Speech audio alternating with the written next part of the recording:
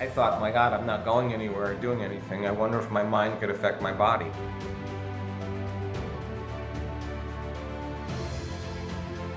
The stronger the emotional reaction you have to some experience in your life, the higher the emotional quotient, the more you pay attention to the cause. And the moment the brain puts all of its attention on the cause, it takes a snapshot, and that's called a memory. So long-term memories are created from very highly emotional experiences.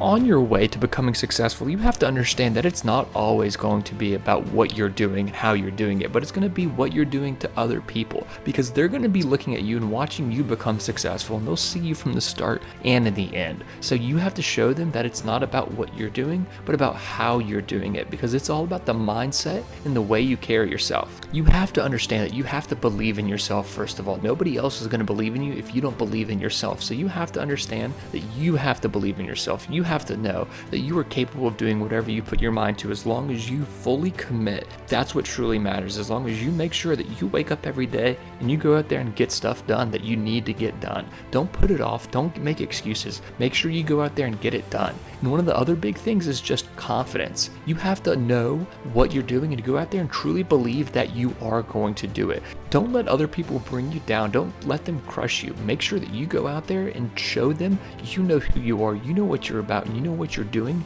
and go out there and do all of that. Make them understand who you are and what you're doing, and let them know that it is possible. No matter who's told you it's impossible, go out there and show those people wrong. Go out there and prove to them that you are capable of anything, and they don't know who they're talking about, because they don't know what you truly are able to do when you put your mind to something and truly focus and truly put some time, energy, and effort into something you're truly, most definitely passionate about.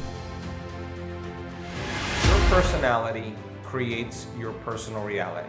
That's it. And your personality is made up of how you think, how you act, and how you feel. So the present personality who's listening to this podcast has created the present personal reality called their life. So if you believe what I just said, then in order for you to create a new personal reality, a new life, you're going to have to change your personality. In other words, nothing changes in your life until you change. That's the way it is. The stronger the emotion you feel from that vision, the more you're going to pay attention to the picture in your mind, and now you're remembering your future. So it requires a coherent brain, and we now know that there's a formula for that, and we've got beautiful research to show that people can do it. They just have to practice. It requires a coherent heart, because resentment, frustration, impatience creates a very incoherent heart. And when that heart becomes incoherent, you stop trusting yourself. There's no energy there. You stop trusting in your future.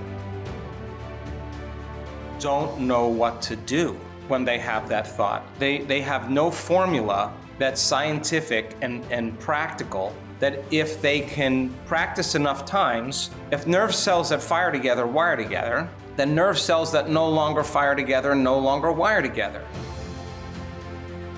And if you stick with it, and we can tell you this, that sooner or later that thought is going to start to have a weakening effect on your mind.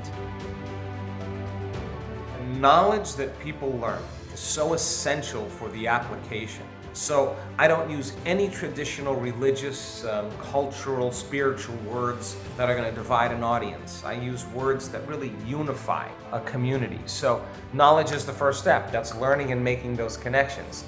The research shows if you learn that information and you don't review it, those connections prune apart within hours. So you got to repeat it. You got to review it enough times. So then, if there's physical evidence in your brain and body, physical evidence to look like the event has already occurred, it's quite possible you'll be thinking neurologically within the circuits of your future, and you'll begin to feel chemically within the boundaries of that emotion of your future. And how you think and how you feel is your state of being. And now your state of being is living in the future instead of the past now. Until ultimately it's no longer going to be there because you no longer paid attention to it, no longer accepted it, no longer believed it, no longer surrendered to it. And most people, when they get to this point, Mark, they think, I'm doing my meditation wrong. And I always tell them, no.